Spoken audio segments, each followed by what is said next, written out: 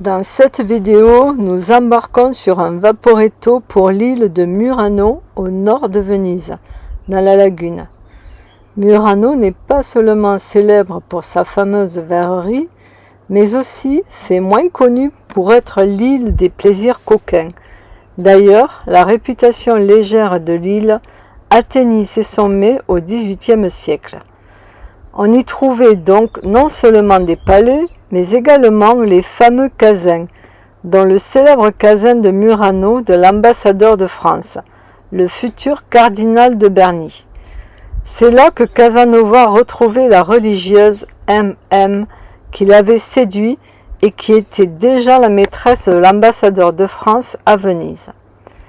Casin signifie petite maison. Ce sont aussi les Casini qui ont donné leur nom au casino d'aujourd'hui.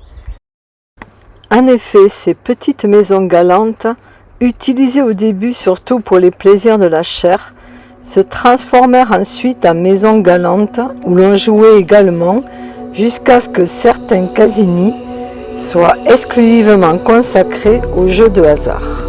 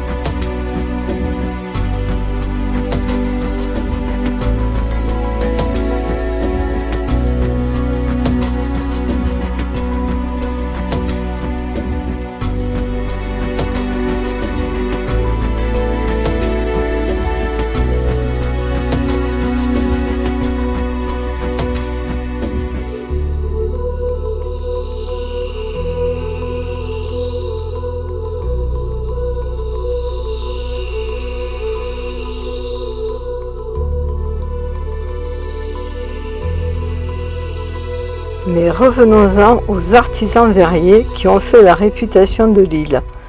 En 1291, suite à plusieurs incendies à Venise, les verriers sont déplacés à Murano, qui devient ainsi le centre mondial de la verrerie. La verrerie de Murano est encore très réputée aujourd'hui. Il y a des usines de verre sur l'île que l'on peut visiter avec des démonstrations de soufflage de verre. Et il y a également de nombreuses boutiques avec toutes sortes d'objets en verre à acheter.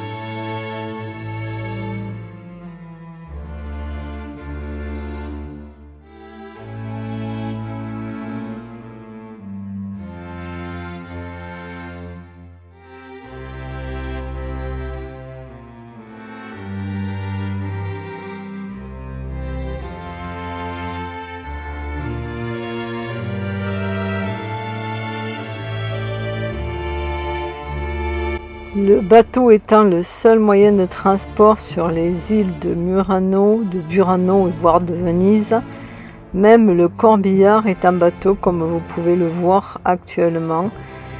Là, c'est un bateau corbillard qui transportait un cercueil.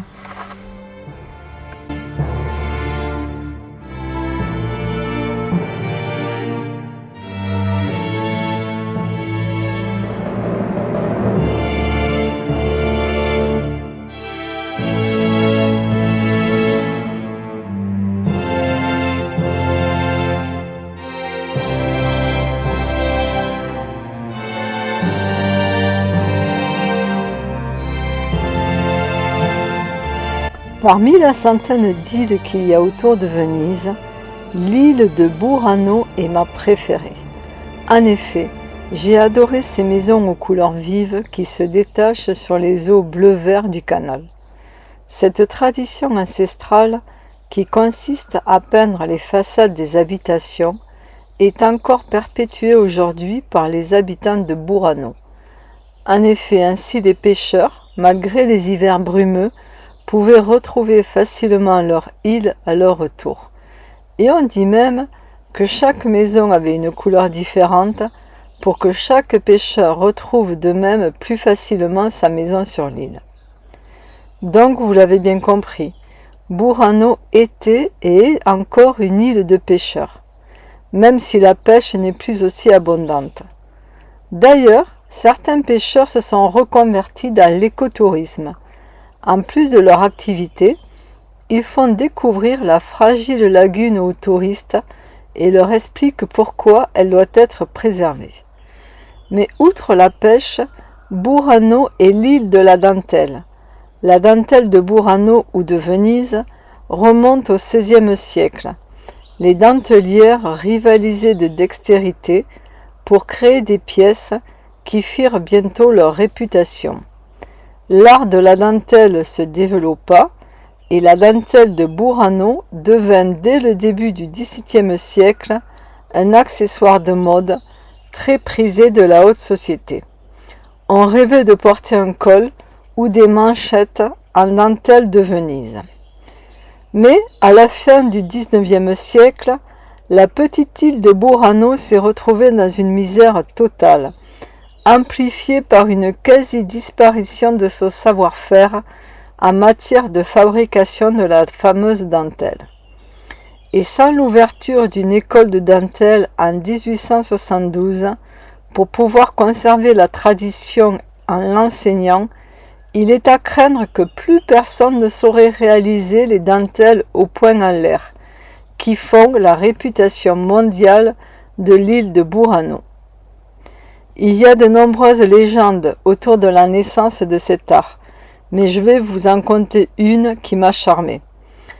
Un jeune homme, amoureux, pêchait au large de l'île de Burano, dans la lagune de Venise, quand son bateau fut entouré d'un groupe de sirènes qui commencèrent à chanter une mélodie si poignante que le jeune pêcheur fut envoûté et sur le point de se jeter à la mer pour les suivre. Mais seul son amour pour sa bien-aimée réussit à l'en empêcher. Quand les sirènes eurent réalisé que l'amour du pêcheur était plus fort que leur magie, elles sortirent de l'eau et lui donnèrent un signe de leur profond respect, une délicate broderie de mousse. Le pêcheur prit le cadeau et l'apporta à sa bien-aimée, qui s'enthousiasma par cet objet et en fit une copie en dentelle, donnant naissance à la tradition de la dentelle de Burano. Nous quittons Burano pour nous rendre à Venise. Venise qui était autrefois un pont entre le Moyen-Orient et le reste de l'Europe. Cela était principalement dû à l'importance de sa flotte marchande. C'est ainsi que des échanges commerciaux ont eu lieu très tôt et que des produits inconnus en Europe, tels que les épices, la canne à sucre par exemple, sont revenus en bateau depuis des contrées lointaines. La construction navale a également contribué à maintenir la richesse de Venise. Cependant, Venise n'a pas toujours été une ville italienne. Il s'agissait à l'origine d'une république et la présence de la flotte vénitienne en Méditerranée se heurtait à celle de la République de Gênes de l'époque. D'ailleurs, diverses guerres et batailles, ainsi que des querelles avec le pape, ont eu pour effet de diminuer la puissance et la richesse de Venise. Aujourd'hui, Venise dans son ensemble est un extraordinaire chef-d'œuvre architectural, car même le plus petit monument renferme des œuvres de certains des plus grands artistes du monde, tels que Titien, le Tintoret, Véronèse et bien d'autres. Ces artistes modifièrent si profondément la perception de l'espace, de la lumière et de la couleur qu'ils marquèrent en Europe de façon décisive l'évolution de la peinture et du décor intérieur. D'ailleurs, les îles de la Lagune et la ville de Venise sont inscrites au patrimoine mondial de l'UNESCO.